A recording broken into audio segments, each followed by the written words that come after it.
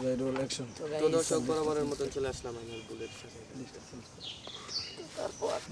তারপরে মনে করো যে আমি আর মামা ছিলাম, আমি তো নানার কাছে থাকছি, বড় হয়েছি, তো এখনো থাকি। তো তখন আমার নানার মনে করো যে কষ্ট হয়ে যেত, আমার মামারে পড়াইতে আর আমারে পড়াইতে।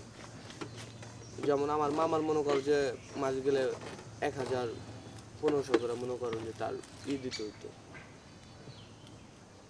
স্কুল, প্রাইভেট, তারপরে কোচিং, তারপরে খাতা কলম, এগুলো তো আছেই, এগুলা দিতে হইতো নানা।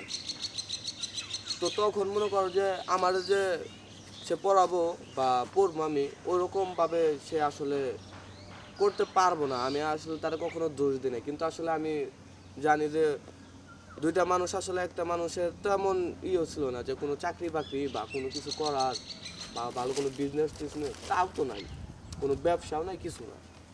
তো সে দিতে পারতো না, কষ্ট হইতো তার। তো ওই রকমভাবে শুরুর থেকে পড়তে পারি নাই। পরে ওই যে ব্র্যাক স্কুলে তোমার ভর্তি হলাম, সেখানে কোনো বেতন নিব না।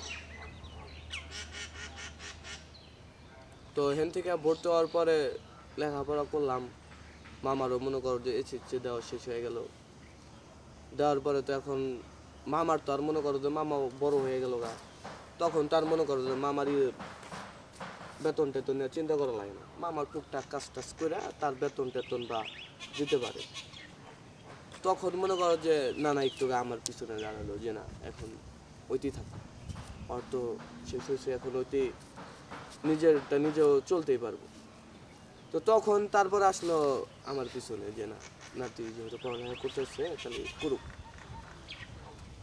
পরে ব্র্যাক স্কুলে পড়লাম, নানা প্রচুর পরিমাণ হেল্প করছে এবং কি নানিও ছিল, নানিও প্রচুর করছে। তারপরে মামা যে ছিল মামাও হেউস লেভেলই করছে।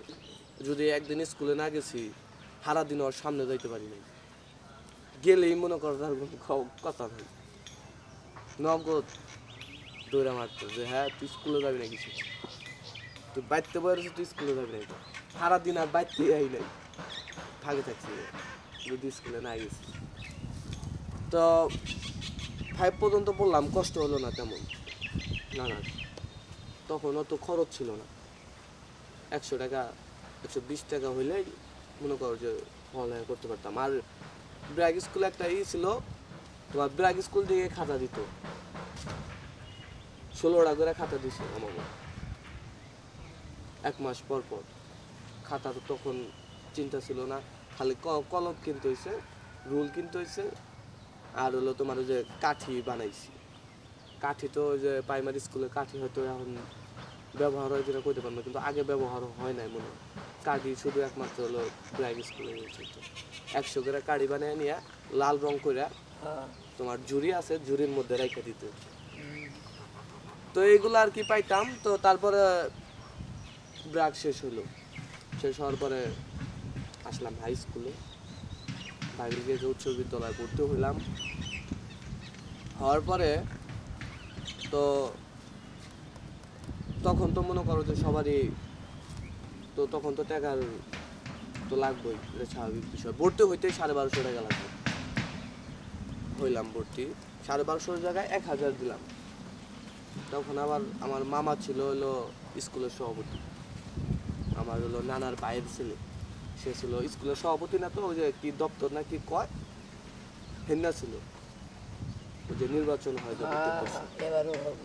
তো তারে বললাম যে মামা তাহলে আপনি কিছু যদি করে দিতেন স্কুলে। পর কোনো সমস্যা নাই, 1000 টাকা দেওগা। ও 1000 টাকা তার কাছে দিয়ে আসলাম, স্কুলেও দিলাম না, তার কাছে দিয়ে। পরে ভর্তি হলাম, হওয়ার পরে 6-এ ভর্তি হলাম।